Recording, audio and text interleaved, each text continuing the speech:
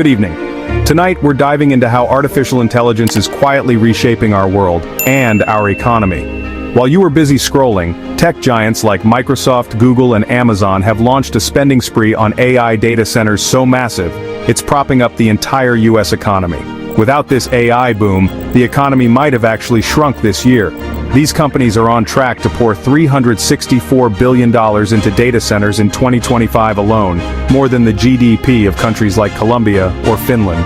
They're building the digital pyramids of our age, vast warehouses of computers powering the AI that will drive our cars, diagnose our illnesses, and answer our weirdest questions at 3 a.m. McKinsey projects. We'll need $6.7 trillion in new data center capacity by 2030 just to keep up with AI demand. This isn't just a trend, it's a fundamental rewiring of our economic infrastructure. The more these companies spend, the more powerful their AI becomes, and the higher their stock prices soar. The so-called Magnificent Seven tech giants spent over $100 billion on these projects in just the last 3 months of 2025. This is a high-stakes poker game where the chips are worth more than most countries, and the pot is the future of human society. But what happens when a handful of companies own the infrastructure of reality itself? What could possibly go wrong?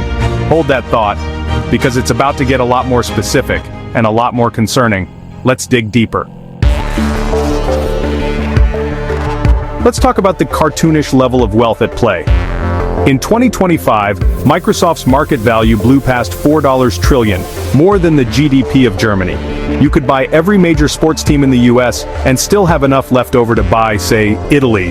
This isn't just wealth, it's economic power that rivals nations built on AI, the cloud, and the endless data we all generate. Meta's market cap jumped $130 billion in a single day, like conjuring Starbucks out of thin air. The AI boom has already surpassed the dot-com bubble, and we all know how that ended. These companies control the digital railroads of the 21st century. NVIDIA, which makes the chips powering AI, is selling the foundation of this new economy. As these giants grow, their influence extends into government, global supply chains, and our daily lives.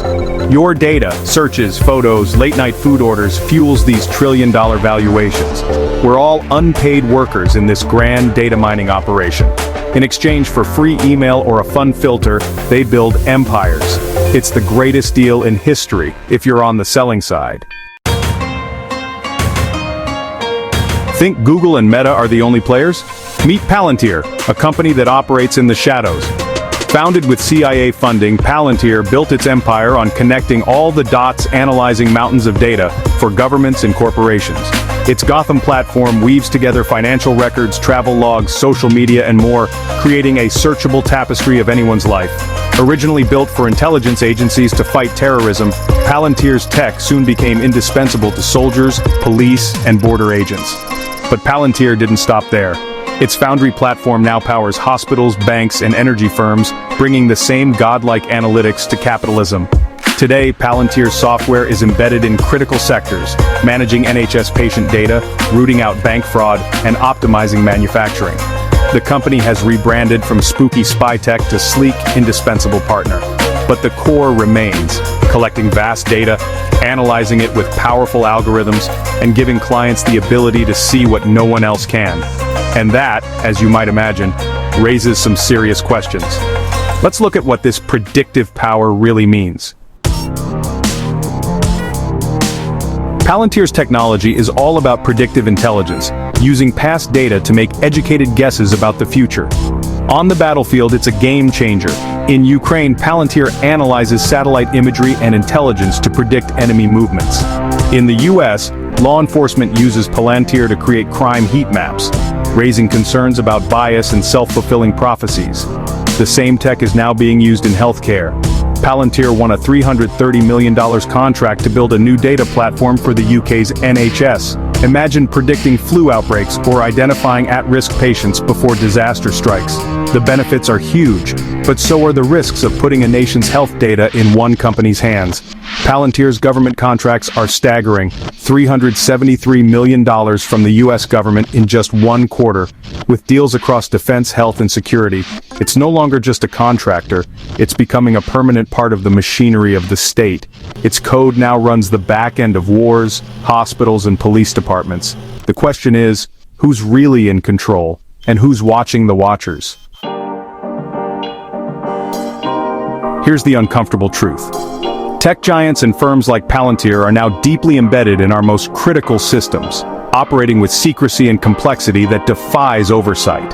How can lawmakers, or citizens, understand algorithms that constantly evolve?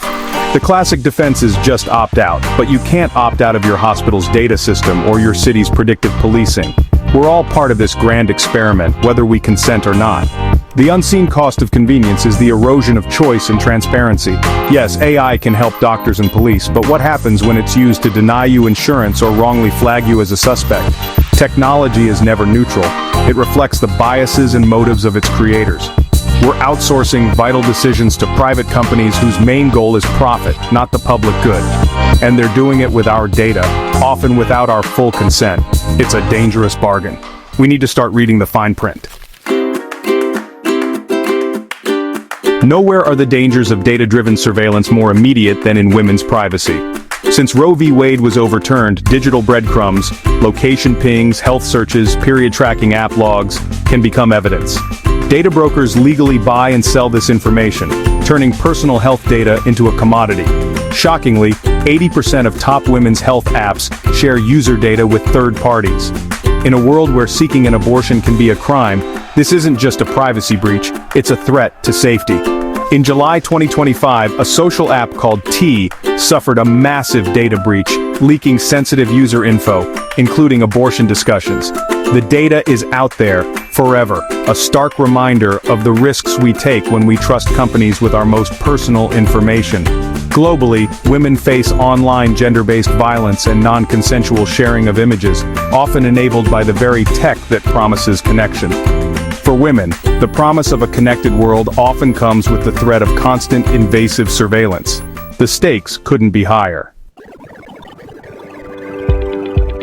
Technology isn't inherently evil.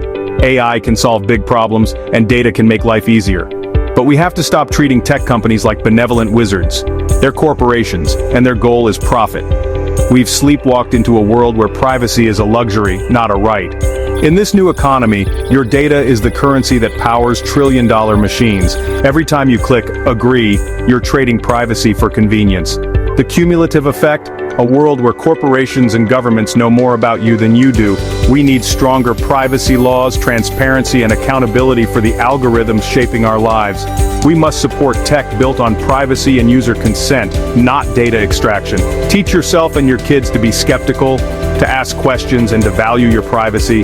Nothing is truly free. There's always a price. The question is, are we willing to keep paying with our freedom?